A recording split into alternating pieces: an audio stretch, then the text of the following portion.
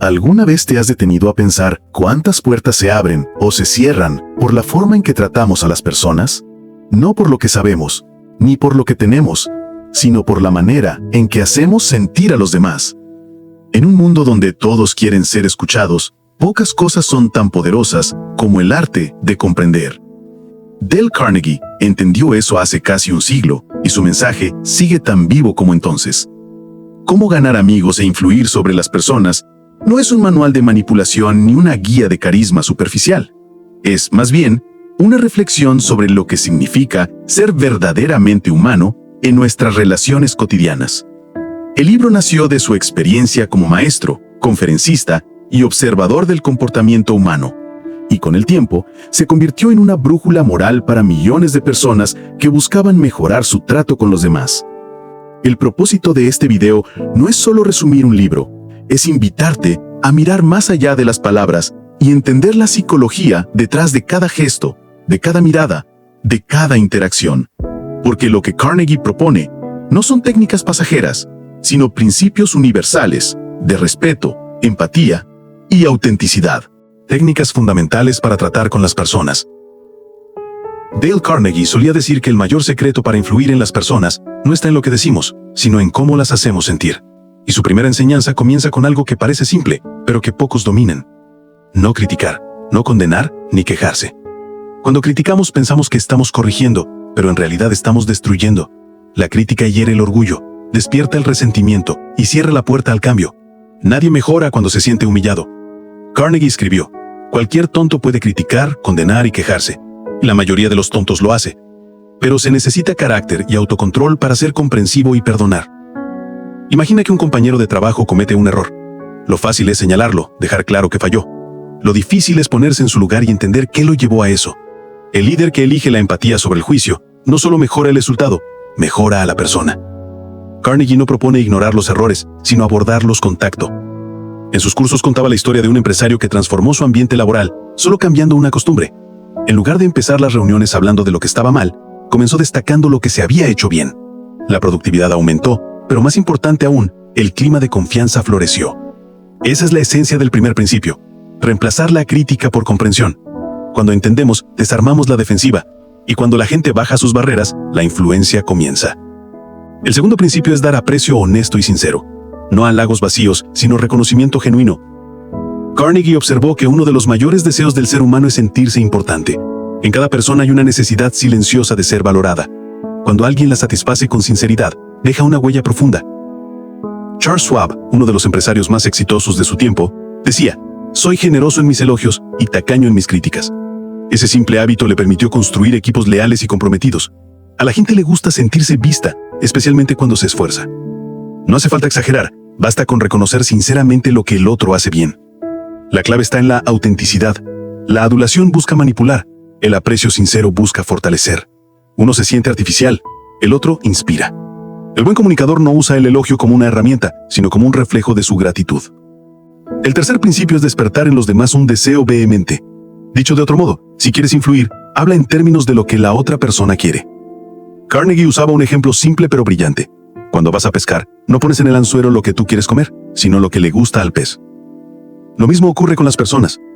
La mayoría de los conflictos surgen porque tratamos de convencer a otros hablándoles desde nuestro interés. Pero la verdadera persuasión comienza cuando entendemos el suyo. ¿Qué quiere esa persona? ¿Qué la motiva? ¿Qué la preocupa?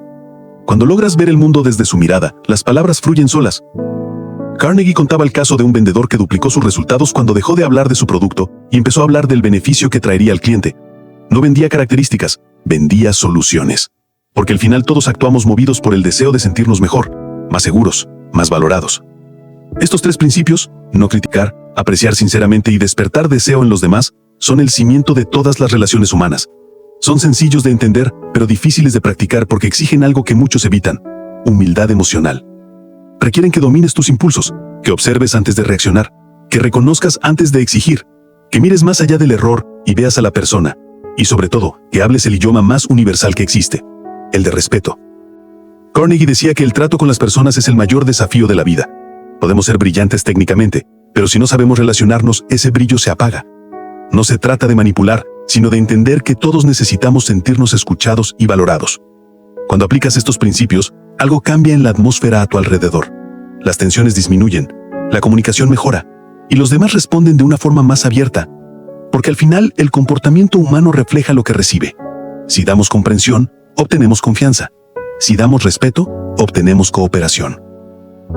El verdadero poder de estos principios no está en los grandes discursos, sino en los pequeños gestos diarios. La paciencia ante un error, la gratitud por un esfuerzo, la empatía frente a un desacuerdo. Son esas pequeñas elecciones las que marcan la diferencia entre ser recordado como alguien difícil o como alguien inspirador. Dale Carnegie no prometía fórmulas mágicas, prometía algo más profundo, un cambio de enfoque. Dejar de ver a las personas como obstáculos o medios y comenzar a verlas como fines en sí mismas. Porque cuando lo haces, descubres que la influencia no se impone, se gana. 6 maneras de agradar a los demás. Todos queremos gustar, queremos caer bien, sentir que los demás disfrutan de nuestra presencia, pero la mayoría intenta lograrlo del modo equivocado, hablando demasiado, intentando impresionar o buscando atención. Dale Carnegie descubrió que agradar a las personas no depende de carisma ni de suerte, sino de comprender una verdad básica. La gente no se interesa en nosotros hasta que siente que nosotros nos interesamos sinceramente en ellos. El primer principio de esta parte es mostrar un interés genuino por los demás. Parece simple, pero no lo es. Interesarse sinceramente significa escuchar de verdad, recordar detalles, hacer preguntas y preocuparte por la respuesta. Carnegie decía, puedes ganar más amigos interesándote en otras personas que en 2 años intentando que los demás se interesen en ti. Y tenía razón. Cuando alguien siente que te importas, automáticamente se abre. No hace falta decir mucho, basta con escuchar con atención. El segundo principio es sonreír. Sí, tan básico como eso. Pero piensa cuántas veces caminamos con el rostro serio, ocupados, distantes. Una sonrisa genuina puede cambiar por completo la energía de una conversación. No es una máscara, es una señal silenciosa de aceptación. Carnegie contaba que conocía ejecutivos que conseguían acuerdos millonarios simplemente porque su presencia transmitía calidez. La sonrisa no cuesta nada, pero vale mucho. El tercer principio es recordar que el nombre de una persona es, para ella, el sonido más dulce e importante en cualquier idioma. Y no se trata solo de memorizarlo, sino de usarlo con respeto. Un nombre es identidad, es historia. Cuando alguien lo recuerda, envía un mensaje. Te veo, te reconozco, eres importante. En un mundo tan impersonal, ese gesto tiene un poder enorme. El cuarto principio es ser un buen oyente y animar a los demás a hablar de sí mismos. Carnegie observó que la mayoría de la gente no escucha, solo espera su turno para hablar. Pero cuando te conviertes en alguien que escucha con atención, generas algo raro y valioso: confianza. Todos necesitamos un espacio donde sentirnos comprendidos. Si tú ofreces ese espacio, las personas se sentirán naturalmente atraídas hacia ti. Un ejemplo clásico que él contaba era el de un hombre que asistía a una cena y pasó toda la noche escuchando a una mujer hablar de sí misma. Ella se marchó convencida de que él era uno de los mejores conversadores que había conocido. Ese es el poder de escuchar. A veces, agradar no se trata de decir cosas brillantes, sino de dejar que el otro se siente escuchado. El quinto principio es hablar en términos de los intereses de la otra persona. La mayoría de las conversaciones se vuelven monólogos porque cada quien quiere contar su historia.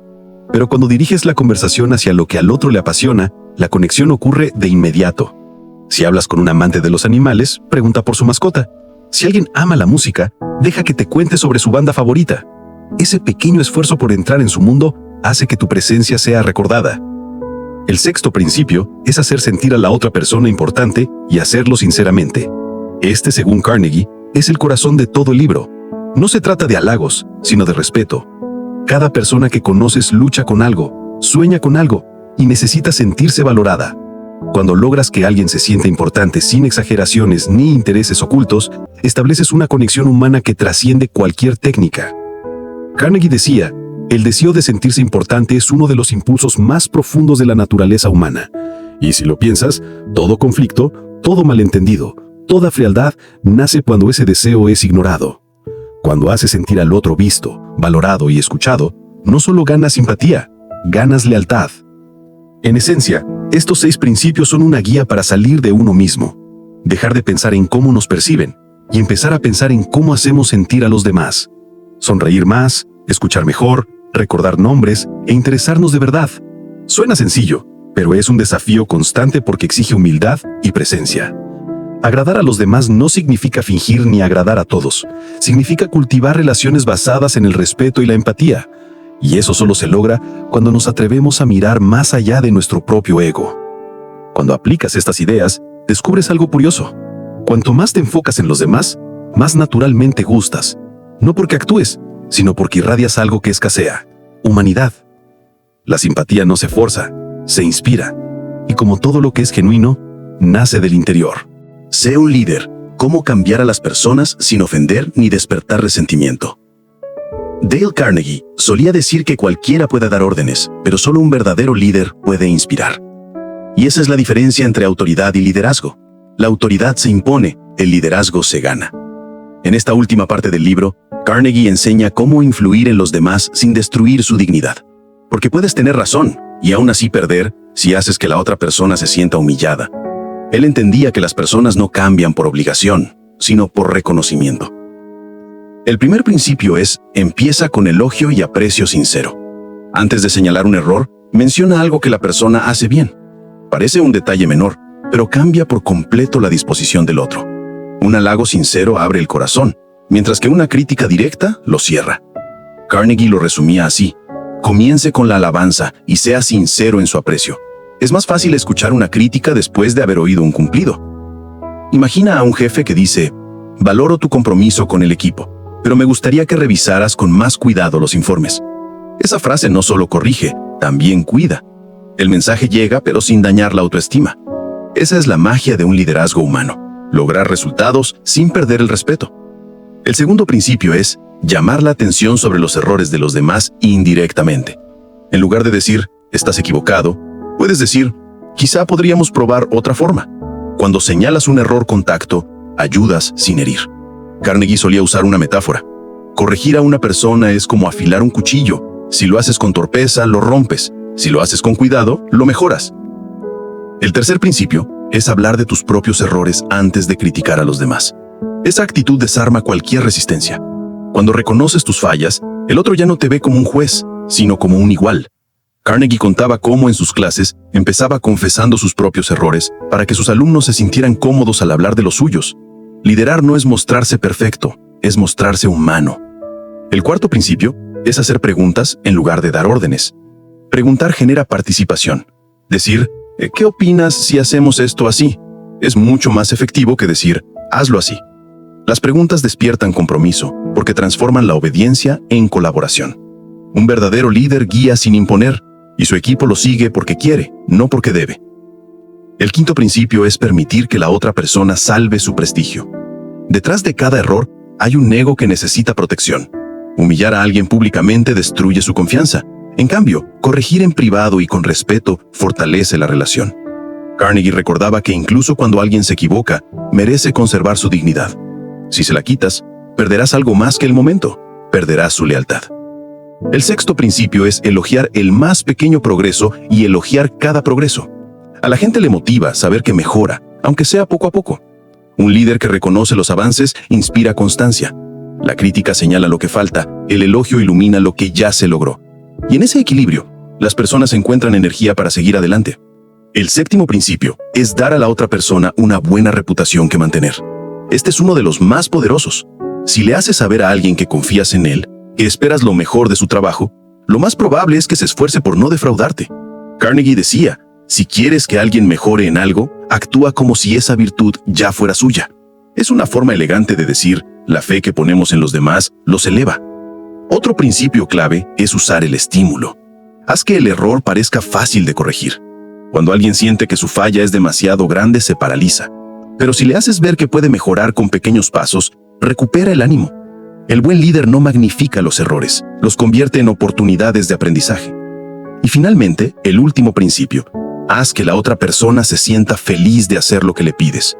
Un líder de verdad no impone tareas, inspira entusiasmo, muestra el propósito detrás del trabajo. Cuando la gente entiende el por qué, encuentra sentido en el cómo. Carnegie insistía en que la motivación más fuerte no es el miedo ni la obligación, sino la sensación de que lo que hacemos tiene valor. En el fondo, todos estos principios giran en torno a una idea: las personas no cambian por presión, cambian por inspiración. Puedes tener poder, Pero si no tienes empatía, tu influencia será frágil.